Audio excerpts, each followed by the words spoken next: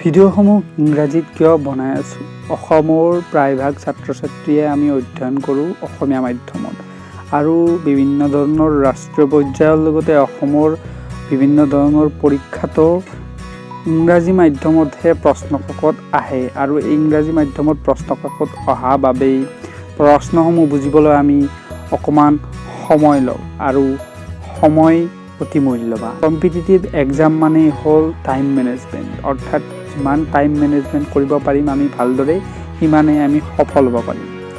সেয়েহে আমি এই ভিডিঅ'সমূহ ইংৰাজীত বনাই আছোঁ, যাৰ ফলত আমি ইংৰাজীটোৰ সৈতে ফেমিলিয়াৰ হ'ব পাৰোঁ আৰু আমি ইংৰাজী মাধ্যমত পঢ়া শুনা অভ্যাস কৰিলেহে ৰাষ্ট্ৰীয় পৰ্যায়ৰ পৰীক্ষাসমূহত ভাল ফলাফল দেখুৱাব পাৰিম। অসমীয়াত কিতাপ বা অন্যান্য সমল ৰাষ্ট্ৰীয় পৰ্যায়ৰ বাবে অতিকৈ কম আৰু ইংৰাজী মাধ্যমত কম্পিটিটিভ এক্সামৰ বাবে সমল বা পঢ়া শুনাৰ যি কিতাপ সেইসমূহ এভেইলেবল পোৱা যায়।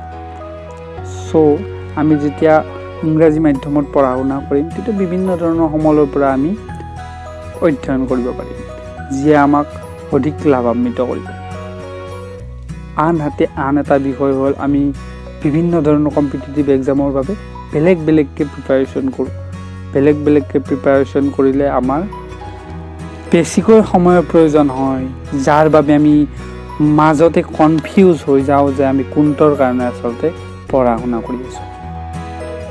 বিভিন্ন ধৰণৰ পৰীক্ষাৰ বাবে প্ৰায় একেই চিলেবাছ থাকে, যদিহে আমি ভেটিটো দৃঢ় কৰোঁ, বেছিকটো ক্লিয়াৰ কৰোঁ, তেতিয়াহ'লে আমি পৰীক্ষাৰ কাৰণে প্ৰিপেয়াৰ কৰিলেই সকলোসমূহ পৰীক্ষাৰ বাবে প্ৰিপাৰেশ্যন হৈ যাব, যাৰ ফলত আমি অভ্যাস কৰিবলৈ অধিক সময় পাম। এই বিষয়ত মই এটা বেলেগকৈ ভিডিঅ' বনাবলৈ চেষ্টা কৰিম।